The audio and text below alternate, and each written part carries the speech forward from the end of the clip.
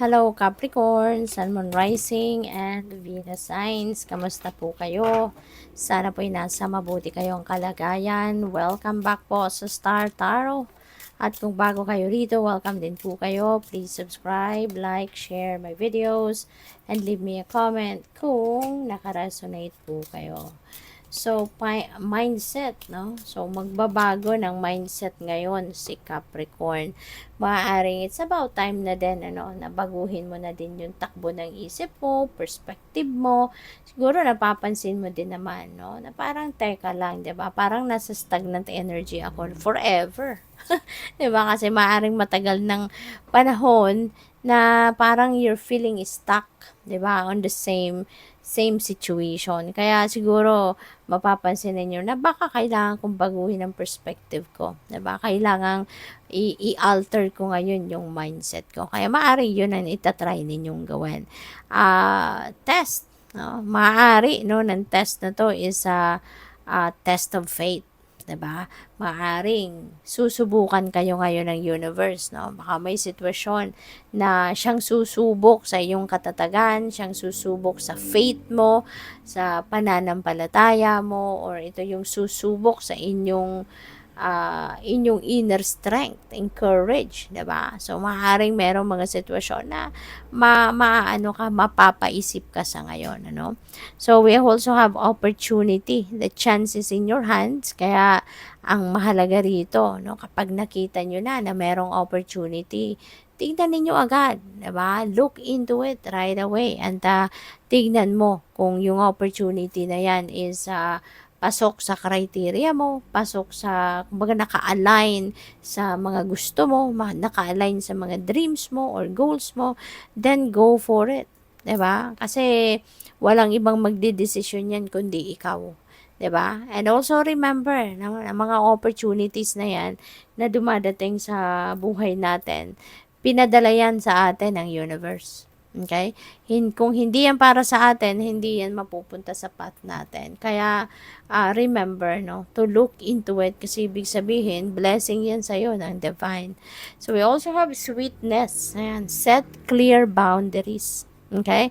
Maganda to kasi yung boundaries na yan, makakatulong yan ng mabuti sa relationship. Ano mang klaseng relationship, whether that is romantic, or sa kaibigan, or sa kapamilya, when you have clear boundaries, mas nakakatulong yan na mas maging stronger ang relasyon mo sa kanila.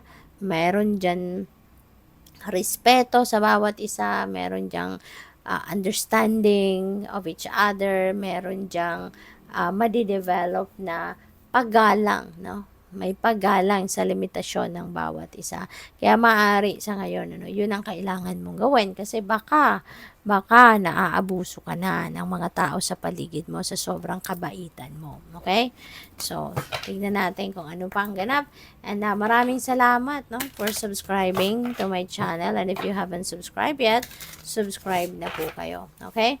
So, we have listening. Ayan. So, maaaring listening ito sa inyong intuition, ano? Maaari kasi na maraming mga guidance ang pinapadala sa inyo ng Divine Universe at pwedeng distracted ka, kaya hindi mo napapakinggan, hindi mo nasusundan kung ano yung gabay sa iyo ng universe. Kaya this could be a reminder para sa iyo, no, na makinig ka sa iyong intuition. So, we have initiation. Wow. So, pwedeng meron dito kayong bagong buhay, no? There is going to be a new life or new chapter in your life that you're about to begin, no? Pwedeng merong mga bagong opportunities na dadating dito sa buhay ninyo, no? At talagang maaring you're going to embrace that. Hindi siguro kayo magdadalawang isip and you will be ready, no? You will be ready to embrace that new opportunity. So, we have love. Ayan. So, baka meron ditong love and romantic relationship, na sisimulan kayo or papasukin if you are still single. Or pwede rin na baka nasa relasyon na kayo, isang relasyon na kayo, at pwedeng yung boundaries na to will be related to this. No? Baka yung boundaries na to na importante na magkaroon kayo is siguro boundaries ninyo sa inyong relationship. Diba? Pwedeng ganun din yan. So, what else? Tignan natin kung ano pa ang mga messages para sa'yo. O pwede rin, ano, na you will be oozing with love sa ngayon, Capricorn. O, baka magiging ano ka talaga ngayon, magiging siksik-liglig umaapaw ang inyong pagmamahal na ipapakita sa mga mahal mo sa buhay. We have 8 of Wands. Si 8 of Wands, ano ito pwedeng travel energy ito at pwedeng mabilisan, no? Yung opportunity, ang pagdating ng travel opportunity na to, maybe coming talagang impromptu, no? Maaaring maging biyahe na ito, pwedeng ganon. Or, pwedeng planado na din ito. This could be, book na ng matagal ng panahon, no? Pwedeng ganun din ang ganap. So, there will be good news na pwedeng dumating din sa ngayon. Related yan sa siguro trabaho, sa business, no? Mga travel, mga ganyan. So, we have 8 of Swords. Si 8 of Swords, feeling trapped, you're feeling trapped, you're feeling restricted dito, pero pakiramdam nyo lang yun. No? Hindi yun ang totoong nangyayari talaga. Pakiramdam nyo lang. So, this is negative energy. Diba? Maari kasi na ano lang yan, baka meron lang kayong kunyari narinig, na chismis, diba? Pinaniwalaan ninyo. Pero ang katotohanan, you are free. You are free to decide on what you want to decide on. You are free to do whatever it is that you want to do.